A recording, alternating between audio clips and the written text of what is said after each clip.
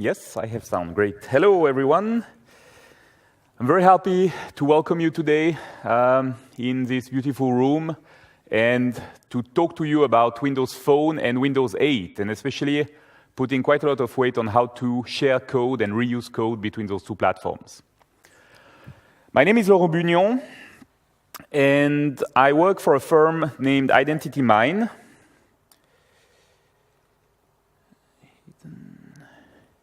Here we go. I work for a firm named Identity Mine, located in Seattle in the US, and we work quite a lot with especially XAML-based technologies. So we do code for Silverlight WPF. Xbox has a little-known SDK to develop XAML-based application. It's still a private SDK, so not everybody can develop, but definitely XAML runs on Xbox, which is a great news. And also, of course, Windows Phone and Windows 8, which has been really the bulk of our activities in the past 2 years, I would say. We currently have about 45 Windows Phone applications in the store and about 25 Windows 8 applications. So it's very exciting, and of course we're always looking for ways to maximize code reuse between the platforms. So when you have an application which runs on Windows Phone already, putting it on Windows 8 should be in a perfect world, direct. It's not the case yet. We are really moving forward, so good news, it's always better. It's not totally 100% yet, but we are reaching there slowly. So when you do code sharing, you have multiple strategies. Until recently, I think the strategy that everybody was using was sharing at code level, at source code level. And for those of you who attended my sessions in the past few years, you probably saw that. I was already doing those demos where basically I was going into Visual Studio. I was developing for Windows Phone, then switching to Windows 8, and then I would go and do add existing item. And then instead of clicking on add, I was clicking on link to an existing item. And this adds a shortcut to the file. So physically, the file is not duplicated in your source code, in your source control system, which is great because it helps to maintain. Now, sometimes you have to change a little bit of the code. And for that, we also have strategies. For example, you know that you have partial classes in C#. So you can have 2 partial classes in Windows Phone and then share only one of those. And then the other one is going to be written from scratch. So if you have a method which exists only in Windows Phone, you can move that method to a partial file, and then after that, you don't share that particular partial file to your Windows 8 application, but you share only the rest, the foundation of your file. This is also a strategy that I use quite often when I share code at source code level. Finally, note that you can share XAML. It's a little bit difficult because there are a couple of very small changes to the XAML syntax in Windows 8, and those can make your life a little bit difficult. But if you have, for example, something like a user control that you use on the phone, and that you absolutely want to use on Windows 8 as well for some reason, you can actually do some sharing there. Honestly, I don't really recommend it because the experience on the phone should be different from the experience on the tablet. It's not exactly the same, okay? We have different controls. Think of the grid view on Windows 8 versus the long list selector on Windows Phone. It's really not the same. So personally, I don't do that. I really prefer to rewrite my XAML. So I don't share the view. I don't share elements at the view level. But my view models and my models, definitely, I try to share as much as possible. Now, you can also share at assembly level. And this is something new. When you do a class library for Windows 8 and a class library for Windows Phone, as you all probably know, you cannot actually reference those. There is a binary incompatibility, okay? So it doesn't work. But you can do portable class library. Portable class library is a new type of project. Microsoft is working quite a lot on that at the moment. And this creates binaries, creates DLLs which are binary compatible between different platforms. So it allows you to really write once and reuse that code. When you do portable class library, you create a new project in Visual Studio. You have to go under Windows, which is a little bit confusing because even though this particular assembly that I'm going to do in the demo doesn't run on Windows, it runs only on Windows Phone and Windows 8. I have to go under Windows to select the project template portable class library, but once you understand that, it's fine. And then you say for which frameworks this library is going to be available.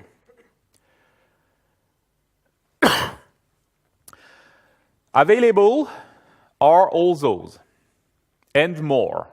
Okay, like for example, there is also a version of portable class library for Xbox. So if you have a phone app and then you want to reuse some, if you are one of the few invited, one of the few guests into the private SDK, you can actually also do a portable class library, which will also run on Xbox. So all those are available. And of course, it's what you get is a subset of all the functionalities available for all those frameworks. For example, if you do an application with a portable class library which is developed for .NET and Windows 8, what you'll get is the common area. And then if you add Windows Phone to the mix, then you'll have, of course, the surface is a little bit smaller. There are a few things which just don't run on portable class library. One example I will show you later, we will do a quick demo of NFC, near-field communication. So this is based on a sensor. Sensors typically are not available in portable class library. So this is code that you have to share if you want to share that code at source code level.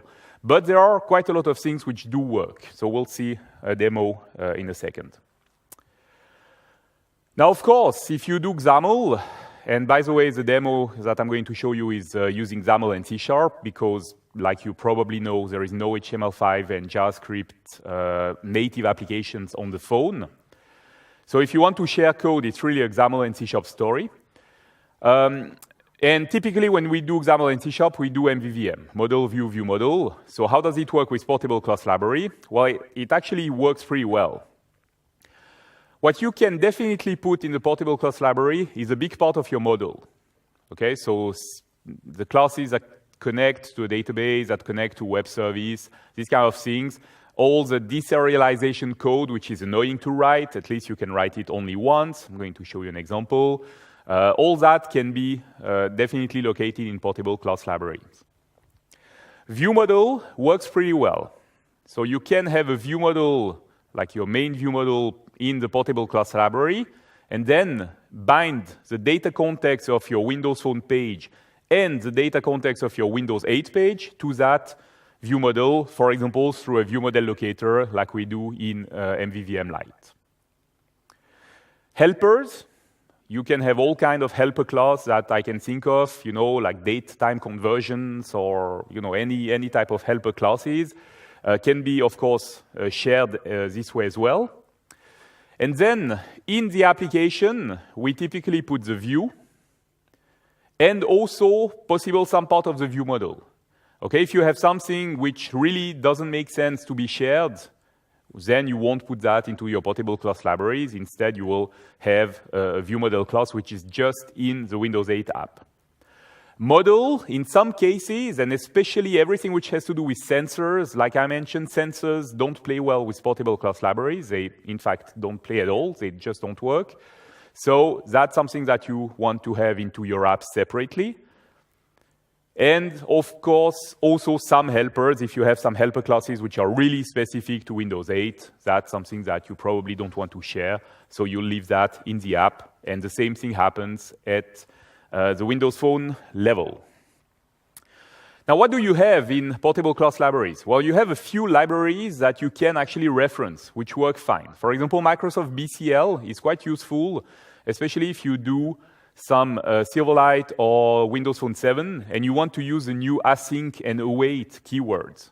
Those keywords are available in Windows 8 and Windows Phone 8, but they are not available in Windows Phone 7. So if you want to do if you have an application which for some reason has to run on Windows Phone 7, you can reference Microsoft.bcl, and then you get that asynchronous goodness for free.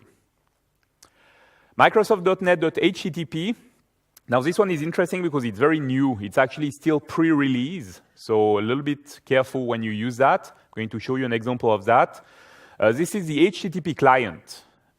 For those of you who already developed a little bit for Windows 8, you probably saw that the web client that we are using in Windows Phone and in Silverlight is not available anymore. Now it's called HTTP client.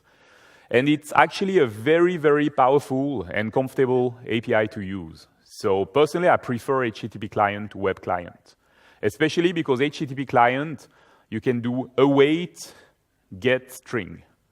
And you don't have to do the whole download string completed event handler, which was a little bit annoying. So now you don't have to do that. You can use HTTP client. But HTTP client natively is only available for Windows 8. So if you do Windows Phone, you can pull that library, Microsoft.net.http, and then you have that goodness for free as well. JSON.net is probably the best known library to serialize and deserialize JSON. Is also available for portable class libraries. We'll use that in the demo.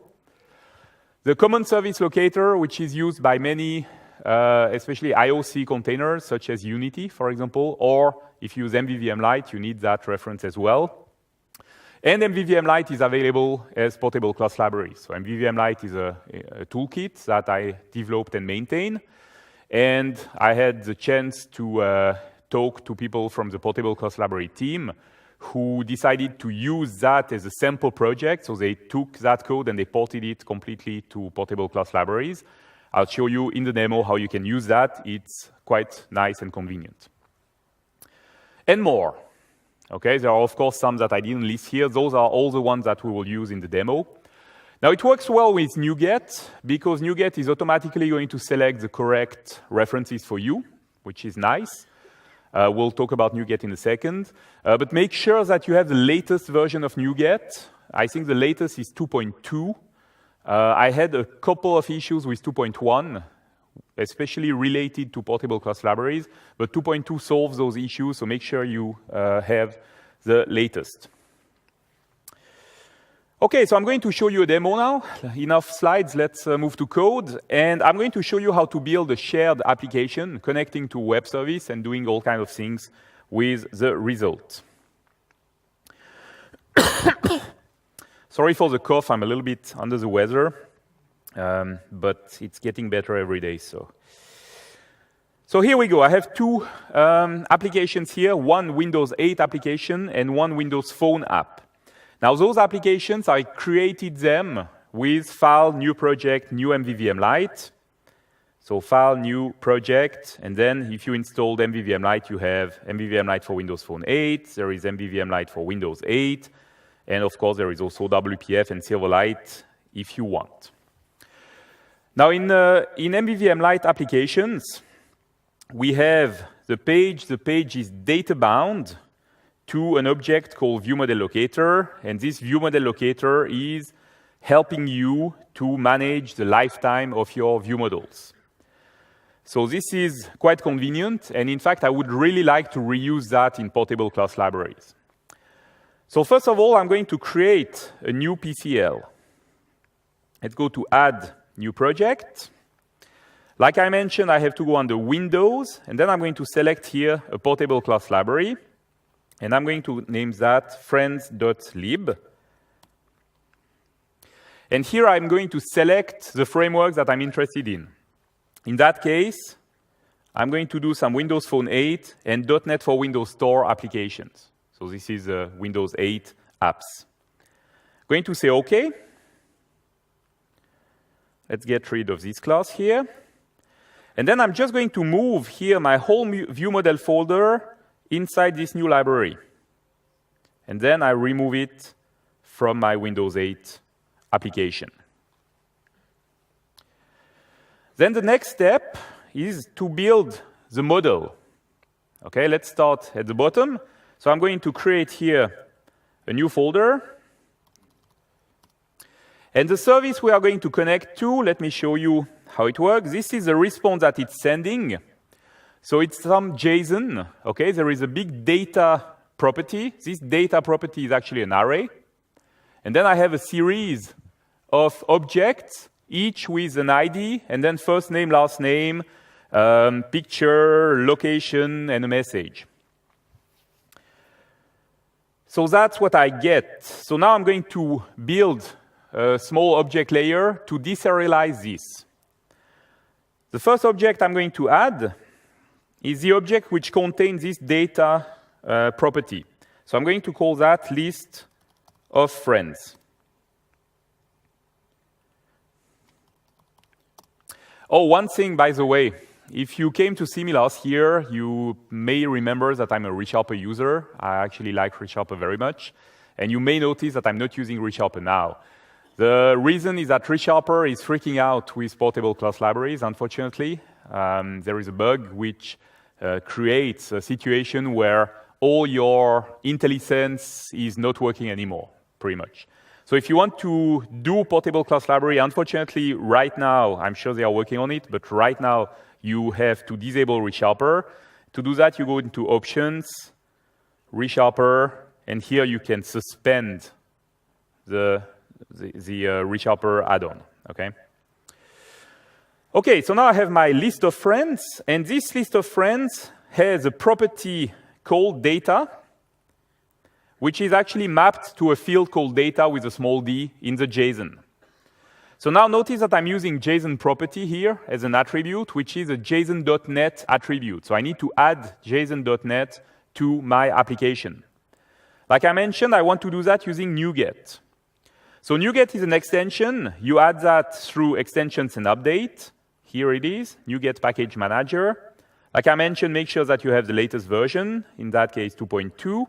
And then once you have added NuGet as an extension, you can go to Manage NuGet Packages. And then you can search. So I'm going to search for JSON.NET. JSON.NET. Here we go. I'm going to install. And what it does is pulling the latest version of the DLL and referencing them, referencing the right version, the right framework into my application. Takes a moment to download everything. Here we go. And now immediately I have a new folder created in my application here called Packages, and this is where you will find all the DLLs that you get. So then you can put that under source control if you want to keep track of those references.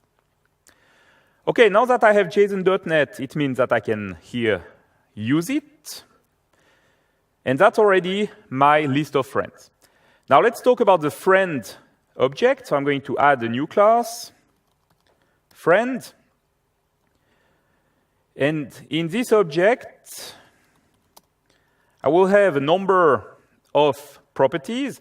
But the first thing which is interesting to me is that I want this object to be bindable. Okay? So I want to make it observable.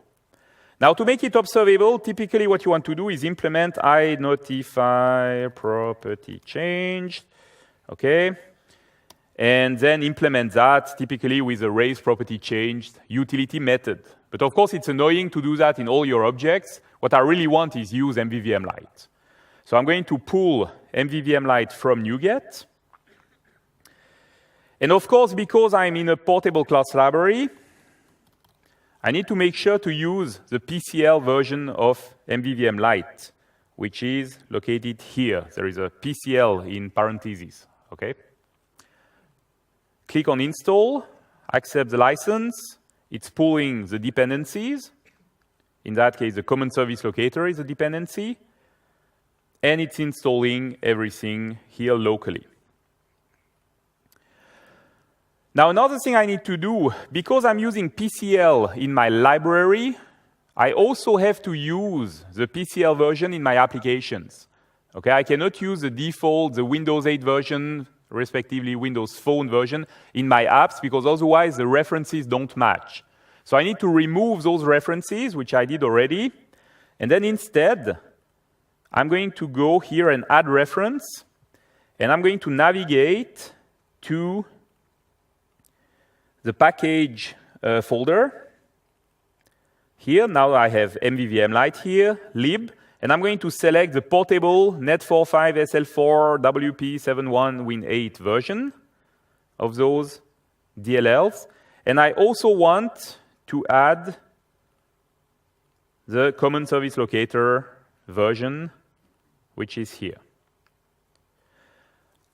And then I also add the same references into my Windows Phone app. So I need to replace those DLLs because otherwise the references, the version, the strong name doesn't match with the library, and then you get all kinds of issues.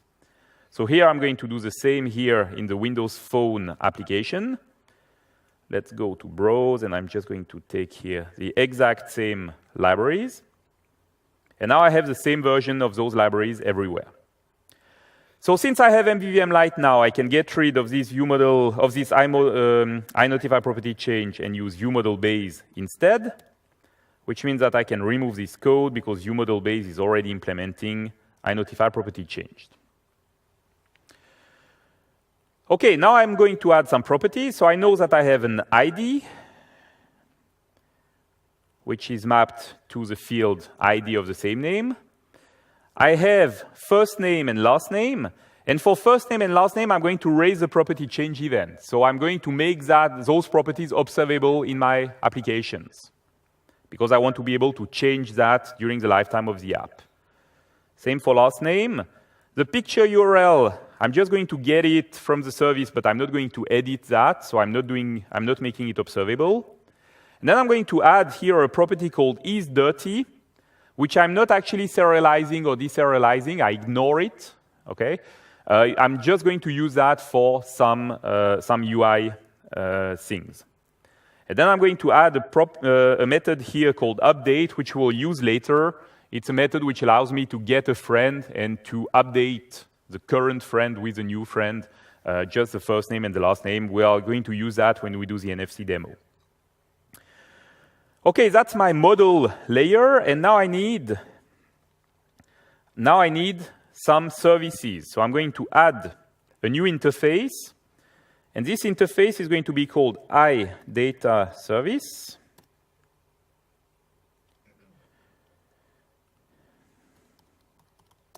I don't know who is the idiot who thought that it would be intelligent to not make the files, the interfaces, and the classes public by default. You always have to type public. I hate those 5 letters. Anywho. So iData Service, okay, here we go. And those are going to be asynchronous methods. Notice that I'm returning a task off. So I'm going to make those methods are going to be awaitable, okay? And for the first one, a task of iList of friend. And for the second one, I'm going to save a friend, and then I'm going to return the ID of the friend as a string. Okay? If it's a new friend that I'm adding, I'm going to get the new ID. If it's an existing friend, I'm going to get the existing ID just for verification. All right, let's implement iData Service. So new class, data service. Here we go. Hey, look at that, it's not public.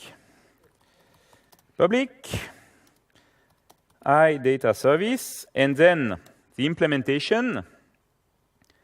So what I want to do here, first of all, let's start by defining the URL of the service. Oops, wrong location. Here we go. Now the URL is quite simple. There is here a code. The code is just so that not everybody writes there, so it's kind of secret. Then there is the action, which can be, the keyword action, and then there is the action itself, which can be get, reset, or save. And then there is a seed just to avoid caching.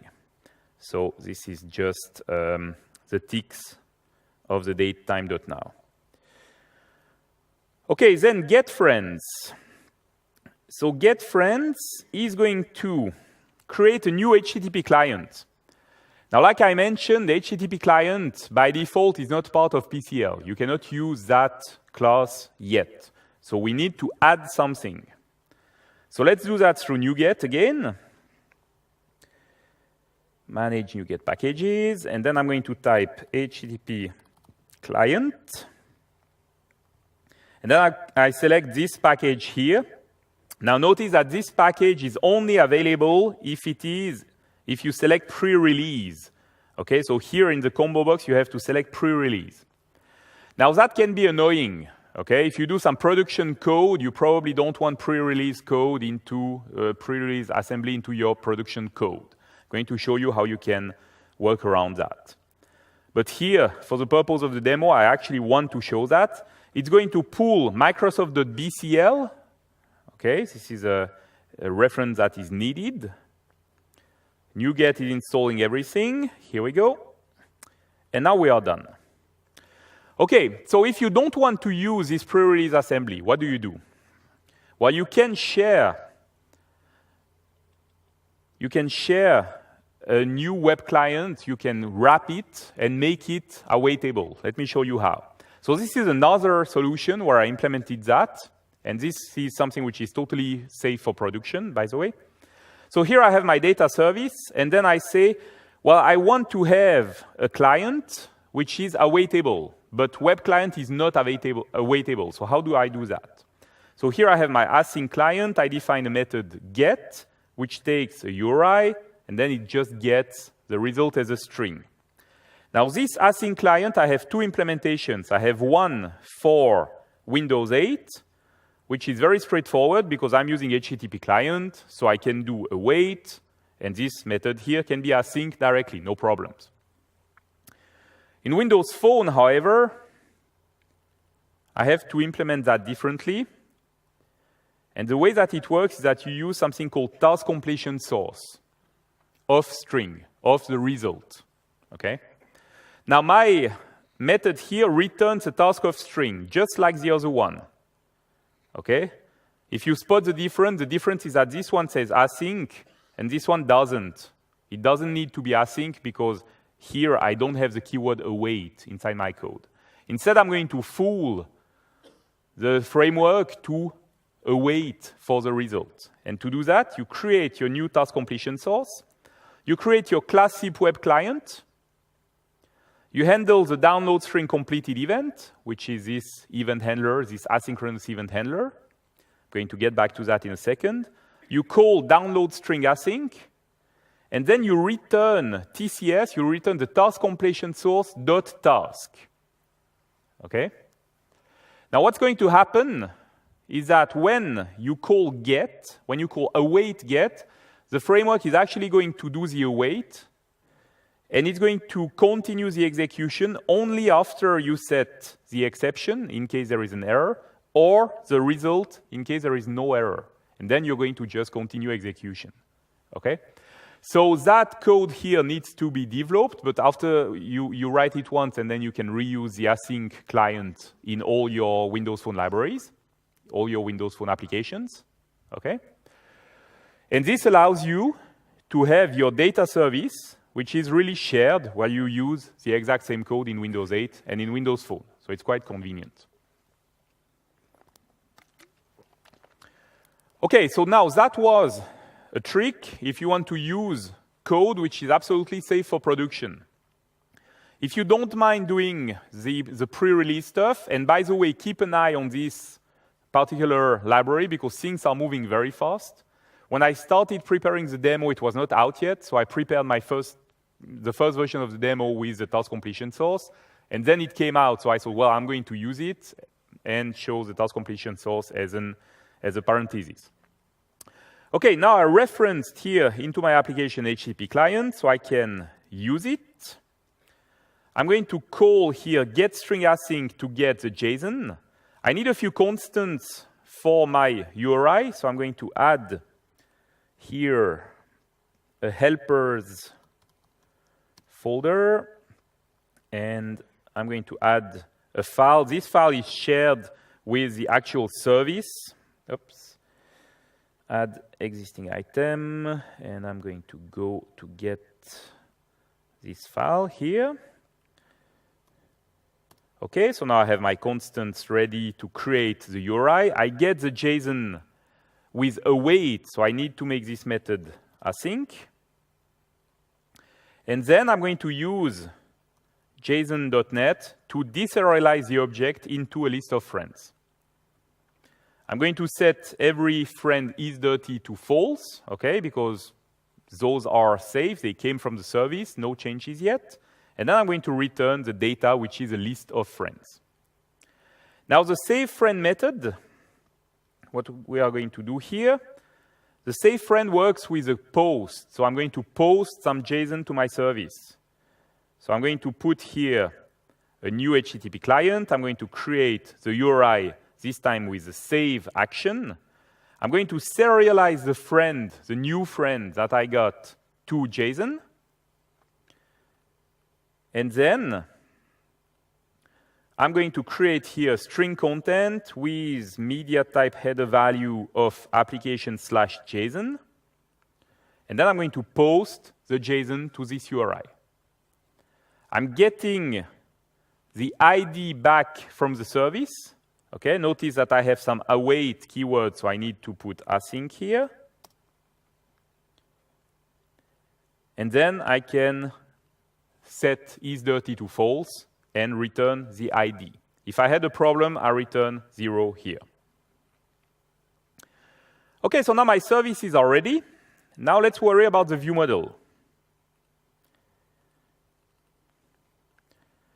So the view model is an implementation of view model base, like usual. I'm going to remove this. This is code which is created when you create a new MVVM Lite application. We don't need that here. I remove everything. You can also remove this cleanup method. I'm not going to use it here. The data service is injected inside the view model. Okay, so we have here in the view model locator, this data service is registered with the IOC container. Main view model is registered as well. So when I do here get instance, it's going to resolve the dependencies automatically, and it's going to inject the data service inside the main view model. Okay, now I need a list of friends. So I'm going to do that here, and this is an observable collection because I want to data bind to that. I'm going to initialize my observable collection here, create it. Then I'm going to add a few commands. So the first command I add is a refresh command. This is going to call the refresh method in an asynchronous manner. Okay, you can do some asynchronous lambdas. The refresh method here is going to get the list of friends from the data service. It's going to clear the observable collection and re-add all the friends to it. Now, in case I have an error, I'm going to use something called dialog service to show this error. But I need to implement the dialog service. Now, here we are at the point where we are writing code which is going to be different from Windows Phone and for Windows 8, because you don't show a message dialog or a message box in the same manner in Windows Phone and in Windows 8. So I'm going to have one iDialog service interface, which is going to be shared, but I'm going to have two implementations of that interface, one for Windows Phone, one for Windows 8. Okay? Here I'm at the limit of what I can do with PCL. I need to get out inside the app. So first of all, let's add, in helpers, I'm going to add a new interface, iDialog service.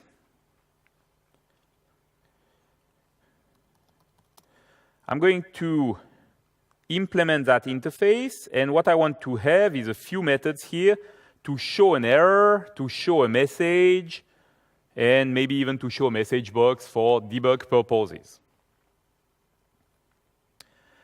Now, for the moment, I'm not going to worry about the implementation of that dialog service. I'm just going to use it in the PCL.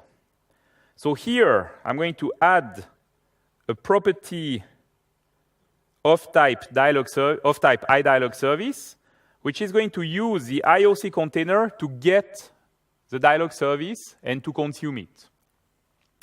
Why am I not injecting the dialog service inside the constructor? There is a reason, but I'm injecting with a property. Any idea?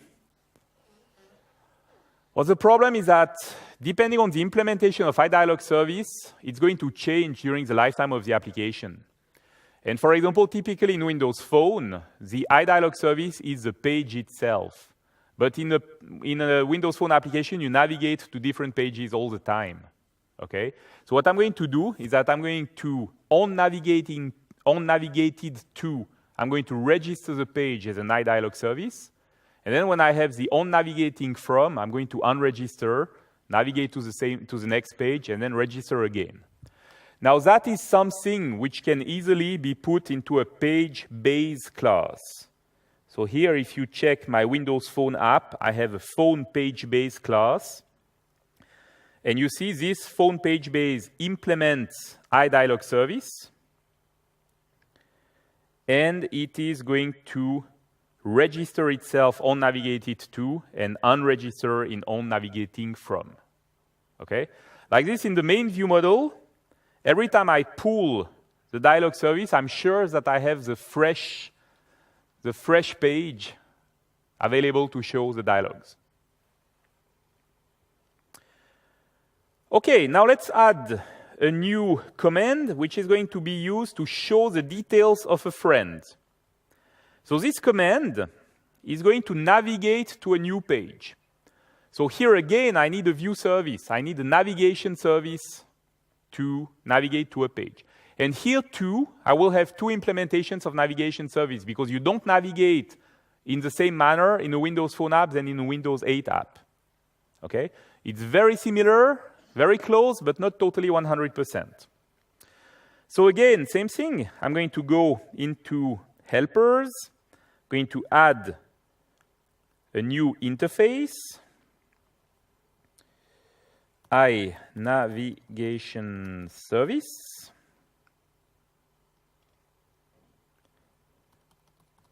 Okay, and this here, this interface is going to have three simple methods: one to go back, one to navigate to a page, and notice that I'm using a string here for the page identifier, and the third one to navigate to a page with a parameter. Now here I'm also going to have to abstract the differences between Windows Phone and Windows 8. Now in Windows 8, navigation is quite nice because you navigate using the type of the page and you can pass a parameter to the navigate method. So what I do here is that in my Windows 8 app, I have a navigation service. Let's add that. This is something that can easily be reused in different applications, so you can put that into a DLL somewhere. Here I have, for some reason, I think, oh, right. One thing I forgot to do, by the way, of course, when I create my library here, I need to reference it from the application as well. So I forgot to do that, which means that nothing will work very well. So here I will go to Solution and pull friends.lib. And I have to do the same here from my Windows Phone application. Go to Solution and pull the same friends.lib. Okay, so I'm going to reference the same exact DLL. Okay, so now I have my navigation service. The iNavigation service interface is recognized. And those are the methods that I use. So navigation in Windows 8 is done by using the window.current.content that you map to a frame, and then after that you can do forward, backwards, navigate to, you can get a lot of information. And here down there I have the implementation of my interface, where if I get a key named details page, I'm going to navigate to type of details page, and I'm going to pass the parameter as the navigation parameter. So the navigation in Windows 8 is quite convenient. I'm sure that I could have avoided the switch by doing some reflection, but I didn't want to do that. In Windows Phone, I'm also going to pull the navigation service for Windows Phone. This is also a class that you can put in a library somewhere and reuse. Here we go. So in Windows Phone, the navigation happens with a phone application frame, which you get here as the application current.root visual. And then I have the implementation of my iNavigation service interface, which is going to take the page key as a string. Here we go. And get the parameter. Now, in Windows Phone 8, I cannot simply pass parameter to the navigation method. So what I'm going to do, I'm going to cache that parameter, and then I'm going to pass a key to the navigation system. So here, I create a new key, which is simply a GUID. I'm going to register the parameter with that key into the IOC container, into a cache, okay?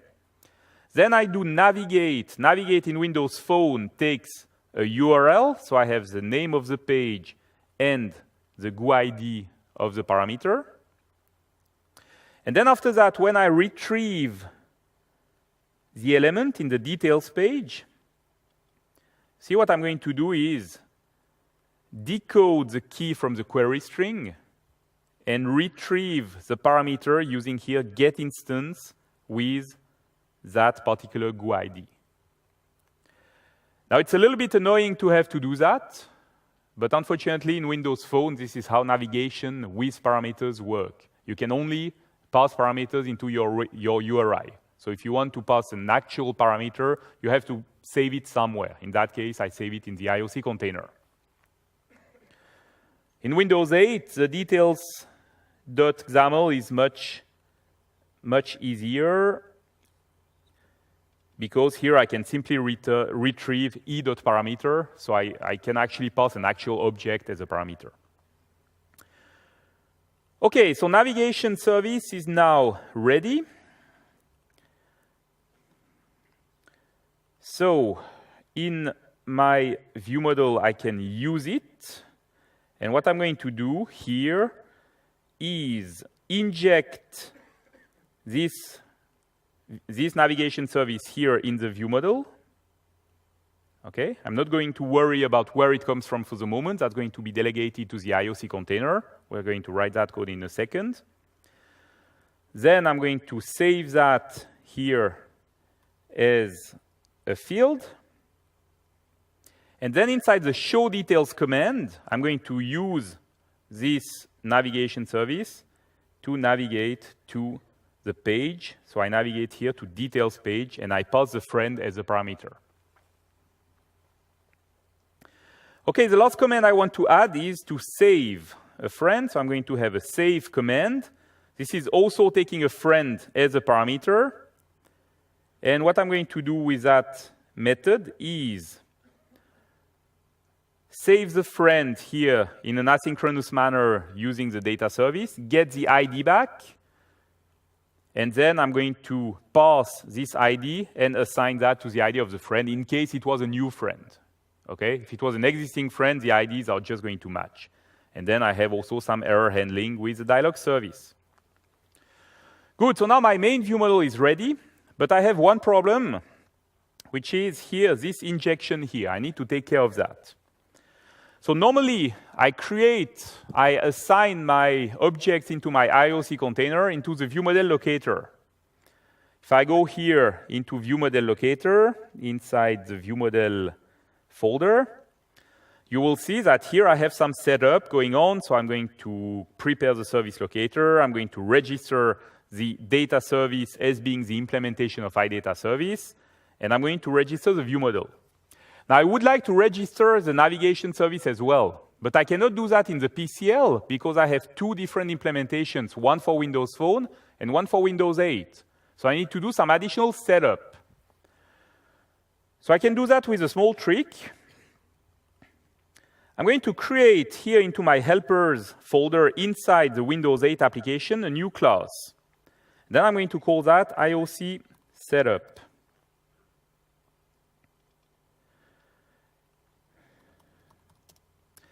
Now this class is going to have a static constructor which registers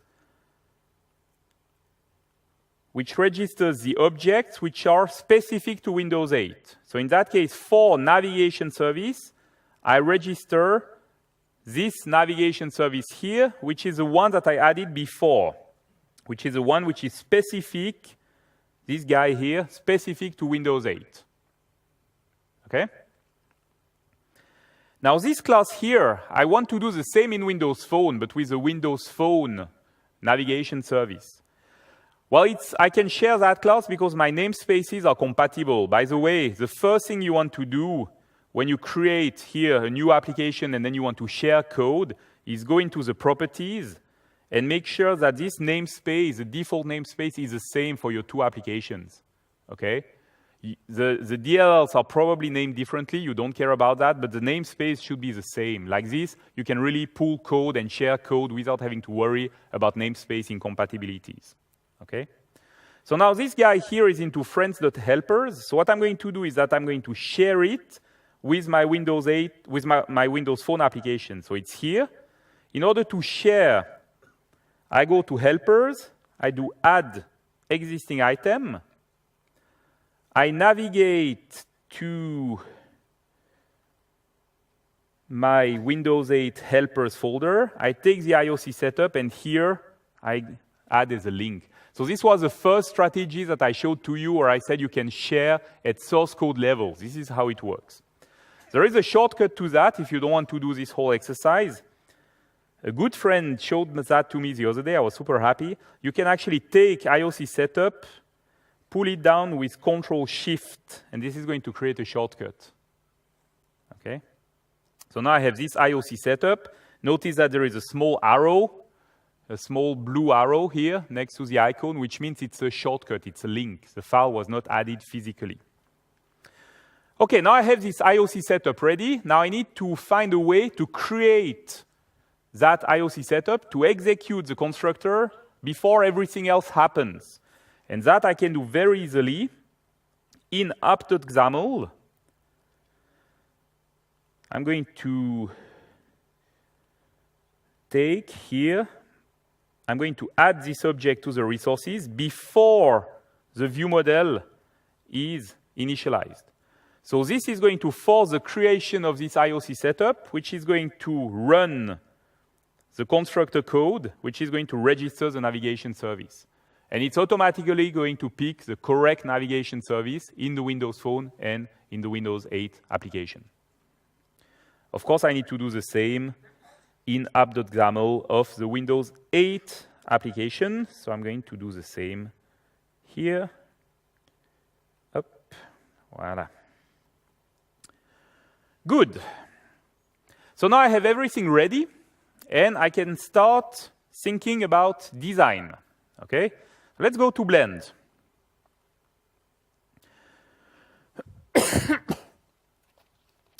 Now in Expression Blend, I have my projects ready here.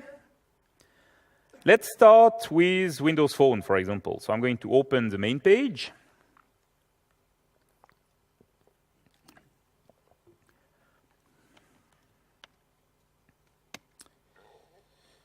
Invalid markup, great. Phone page base, probably because I didn't build. Let me just build that.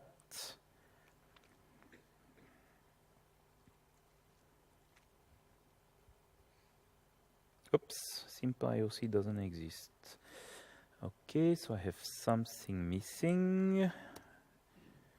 Okay.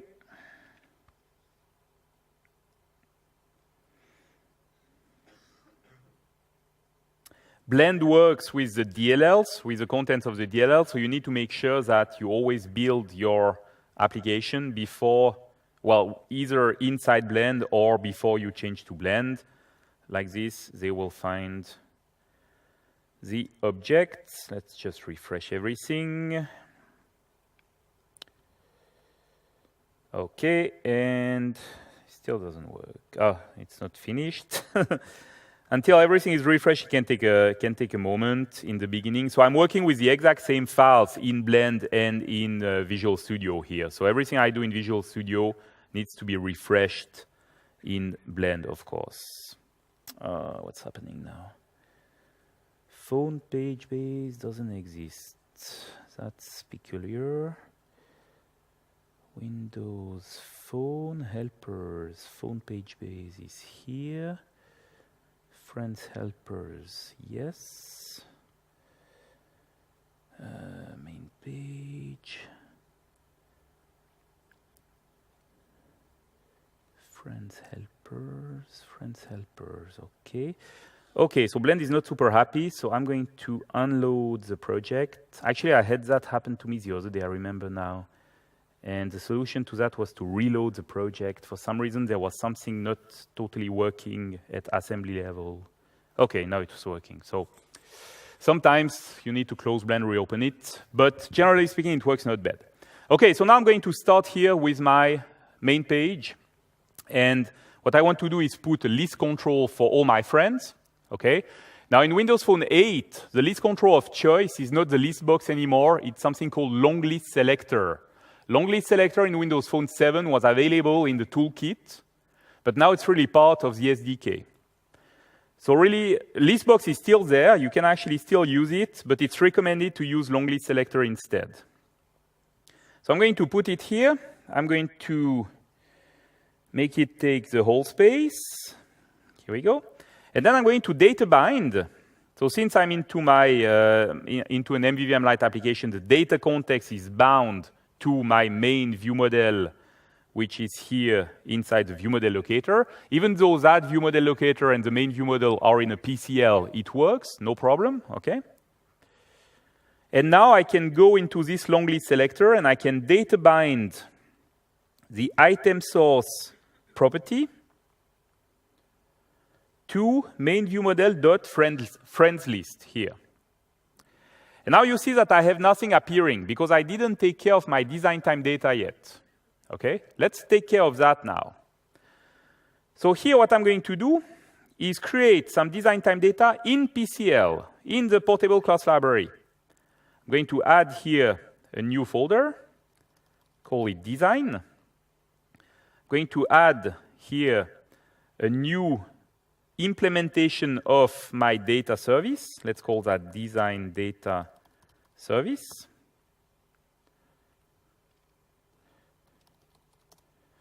And iData service. Okay. Now for get friends, what I'm going to do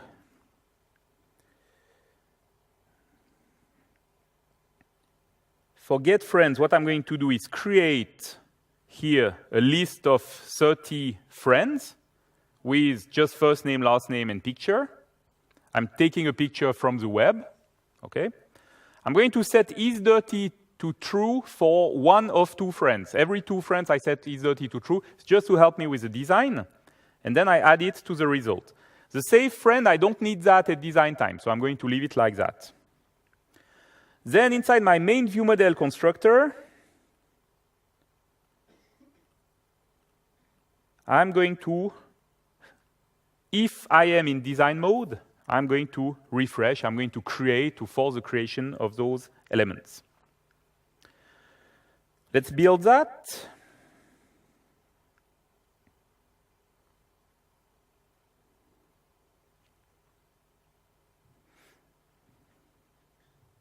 Okay, and if I go into Blend now, if we are lucky, it should refresh automatically. It doesn't, so I'm going to have to redo the small trick of reopening and reclosing. No.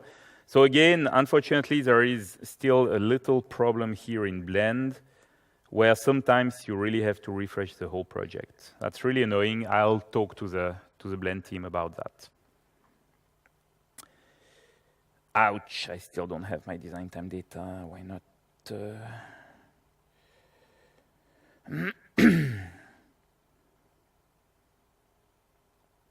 Succeed. Okay, collection. What did I forget? Did anybody see what I forgot? I'm sorry? Yeah, Blend is always running in debug, yeah. That's weird. So item source, create data binding, friends list, that should be fine. Friends list.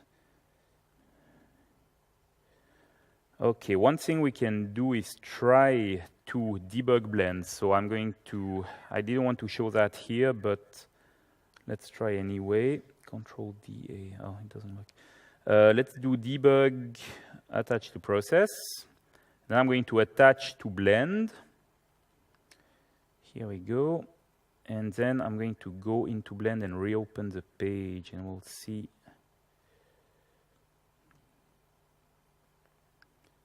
Aha, okay, so now you see I have a problem. When the view model is created, I probably forgot to register something. The iData service is not found in the cache. Oh, I know why. You know why? Because I forgot something.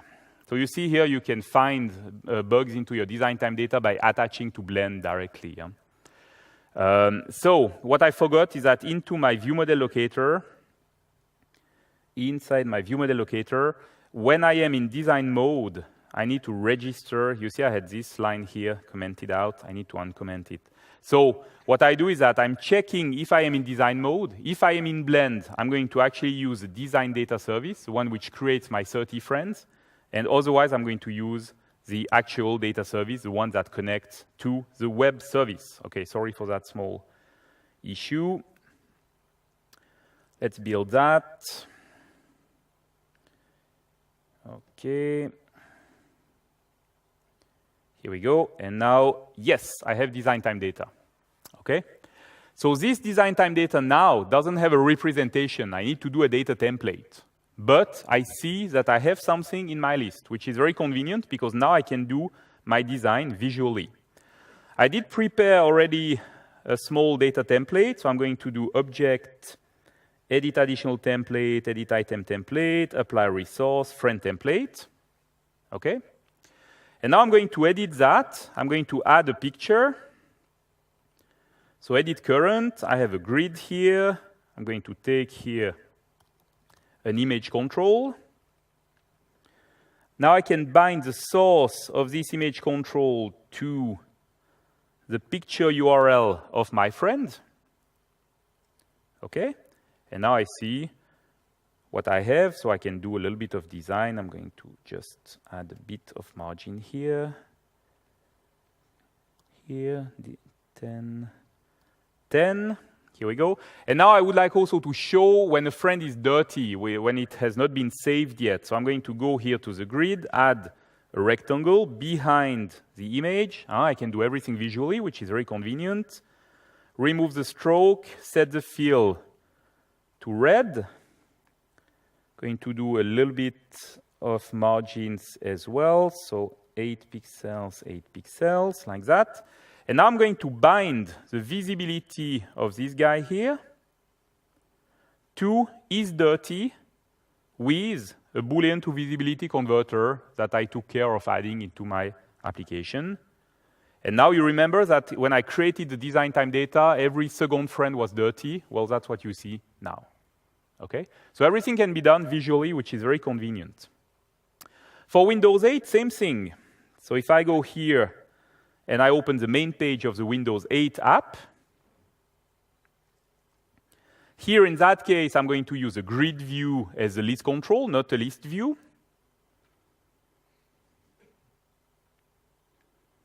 Here we go. So I can go, this is my Windows 8 app. I can go here to the assets, grid view, add it here, right click, reset layout, reset all, and then same thing, I go and I select the item source, create data binding, friends list, and I see my design time data appearing, same thing. So I can also go and do a data template. Here too, I prepared one already. Friend template, and here we go, we have the view, okay? Now I see immediately that here I should have some padding, okay? I want to have this content aligned with my text here.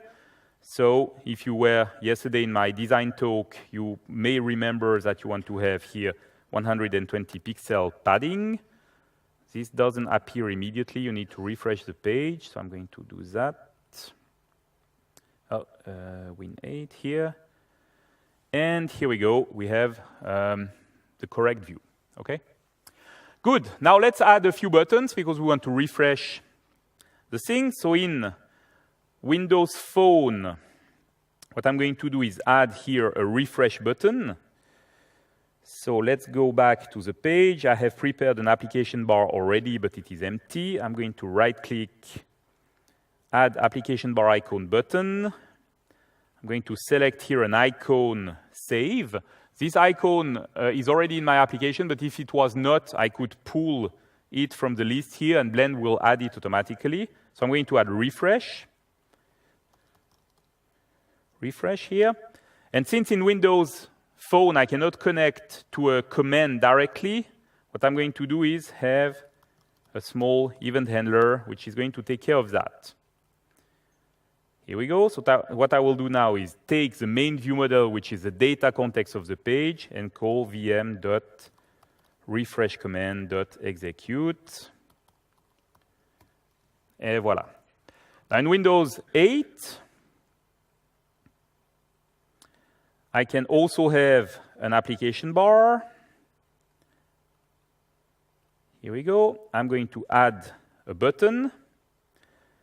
Here what I will do is remove the content of the button, and I'm going to use a style which is available, which Windows 8 gives you directly, which is refresh app bar button style. And this takes care of the icon and of the text. And here for buttons, I can bind to a command. So I can do here create data binding and go to my main view model to the refresh command. Okay. Now for the navigation, I have those friends. So what I want to do is when I tap on a friend to do the navigate command, the show detail command. So I'm going to go here into the template and I'm going to add a behavior. Here I will use invoke command action, which is a behavior from Blend. Here we go. And for this behavior, I'm going to handle the tap event. And this will go to the command inside static resource locator, inside the main view model. And I'm selecting the show detail command. Show detail needs a friend, remember, because after that I'm passing that to the navigation service to go into the details page. So here I'm going to also bind the command parameter. And here I need to bind to the, I need to do just binding, okay? How do you say in English already? The curly bracket, binding, and nothing else. So what you do in Blend to do that is custom, and then you leave the path empty. Okay. If I show you here quickly the example, you see I have command, binding equals, etc. And here I have command parameter equals binding, mode equals one way, because I'm just passing the data context of that particular data template. I already took care of the navigation into the main page.xaml. It's a simple command call, so nothing special here. So now I have that ready. Now let's talk about the details page. So in the details page, you remember, I set the data context inside the code behind, here. So Blend design time data is not going to work, but you can trick Blend into doing that. So what I have is that my friend object has, well, I'm going to add a constructor.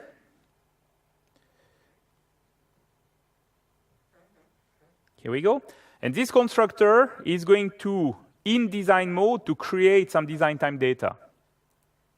And then I will tell Blend, when you are using this details page, you have to use that data context. And to do that, what you do is that you go into the XAML and then you type D data context. D is something which is used only at design time. So the data context at design time is going to be the design instance with type VM friend. And then you say is design time creatable, it's kind of a long name, is design time creatable equals true. And I'm going to do the exact same thing in Windows 8, because that works in Windows 8 as well. Actually, I was in Windows 8 now. I'm going to do the exact same thing here in Windows Phone. Okay, so now let's build. and go back to the to blend.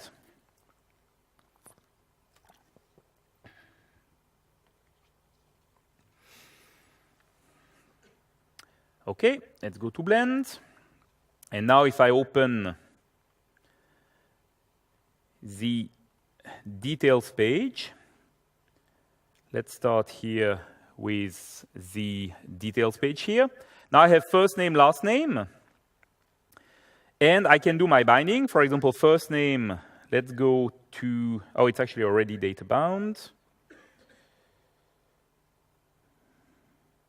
Just building in blend to make sure that I have the latest.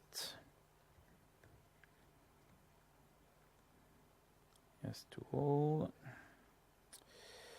Okay, so now you see I have Laurent Bugnon here, so my design time data is available. So I can also go here inside the layout route, take an image.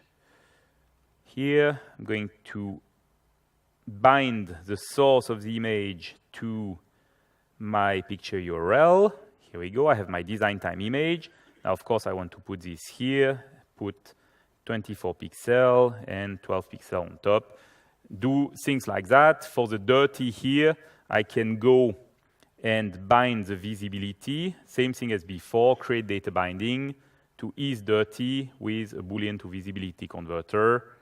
And in that particular case, that friend is dirty. If I go inside the Windows 8 app, you will see that I have also the same thing, details page. Here we go. So I also have my design time data, which is ready. Okay? Good. So now at this point, the application is ready to be tested. But before we go on, I have 9 minutes left. So I'm going to just do a little bit of NFC, just for fun. NFC is near-field communication, and it allows you to pass some messages from one device to the other, okay? Now, the reason why I wanted to talk to you about NFC is that it's a very good example of what's coming to us, which is full compatibility between all your devices. The NFC API is one-to-one compatible between Windows Phone and Windows 8. Okay? I cannot put that code into PCL because it's sensor code and PCL doesn't support sensors. But I can write exactly the same code. So let's do that. Oh, I think one thing I forgot is to take care of saving, but honestly, I'm going to skip that. So for NFC, what I want to do is add a toString method here, which is going to take care of serializing the friend to a string. And then I'm going to add a constructor, which when it gets a string is going to initialize the friend.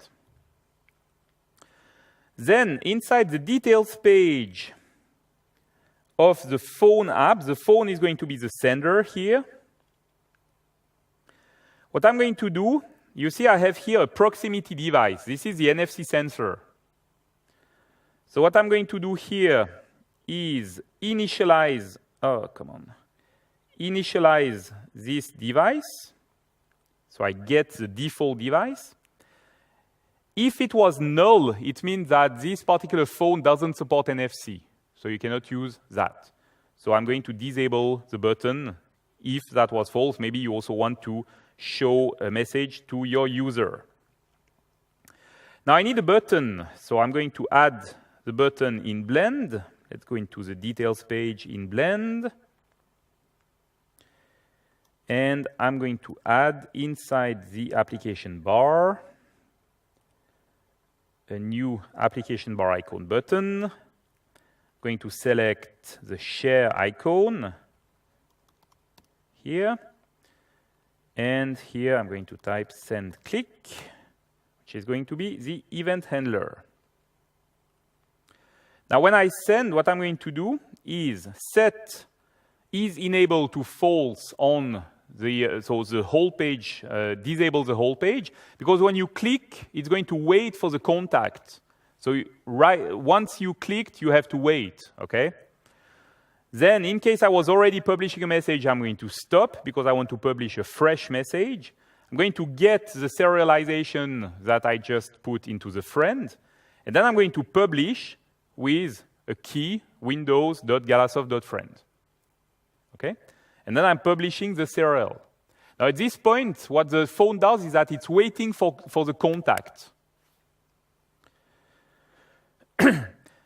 Because it's waiting for the contact and because I disabled, when the contact is broken, I want to reset my situation here.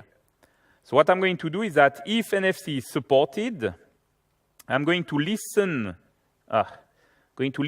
to the is departed event, and this event fires when the contact is broken.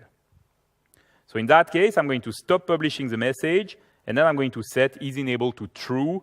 Notice the use of dispatcher helper here, because device code is run on the background thread, so you need to get back to the main thread. Good, now in my main page in my Windows 8 app, what I'm going to do here is declare the device, and I'm using the same proximity device. Inside the main page, I'm going to initialize. It works exactly the same, get default. Now I'm going to add here a receive button inside my main page.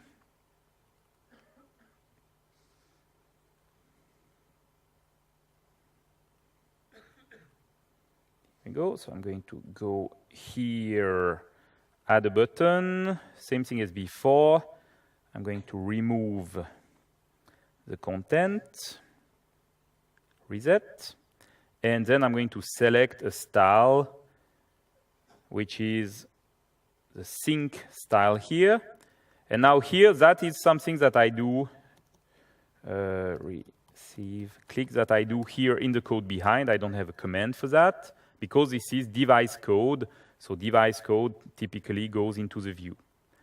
When receive is clicked, I'm going to subscribe for the message using the same label, the same windows.galasoft.friend.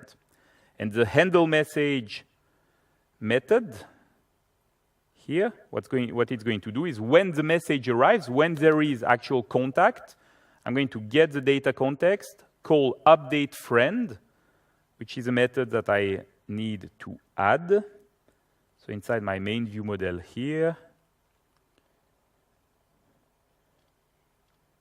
we go. Let's add update friend, and update friend is going to create a friend from the serial. It's going to check if there is already a friend with that ID. If yes, it's going to update it. If no, it's going to add it. Okay, so let's test all that quickly. I'm going to set the Windows 8 application as startup project. I'm going to run it on the local machine. And here I have the application on my phone. I need to use the actual phone, obviously, because otherwise NFC doesn't work in the emulator. So let's go here. Now I have the friends here. I'm going to tap refresh to reload. Once I have all my friends, I'm going to navigate to one. And then here, this is the application. So first thing I need to tell to the slate, you're going to receive a message. So I tap here on sync. Then here on the phone, I say you're going to send a message. So I tap on share. You don't see it, but it's disabled now. And when I go and tap the NFC sensor, I get the friend sent to the slate. So that is working just fine. Okay? Now, just to show you that the code to refresh works, I can go and refresh, which is going to load from the web service. If I tap on one of the friends, I'm going to navigate to the details page. And finally, the same thing on the phone. So if I go here and I change here to Windows Phone 8, set as startup project, and run, in the emulator this time, if I tap here the refresh button, funny enough, it doesn't work. Well, I don't have time to debug.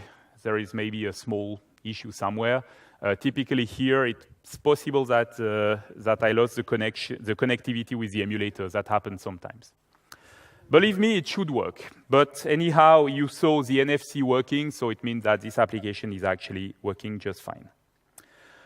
All right, so I'm already at the end. Sorry for the small technical issues that I had that cost me a few minutes. However, I will be very happy to take your questions maybe on the side so that I can let my friend Rich set up for his session, right? Thank you very much for your attention. I hope it was fun for you. It's really a great time where we see more and more compatibility between those devices. And let me tell you that the time where you are going to write your code once and run it everywhere is really not far. So happy coding, and thank you for your attention.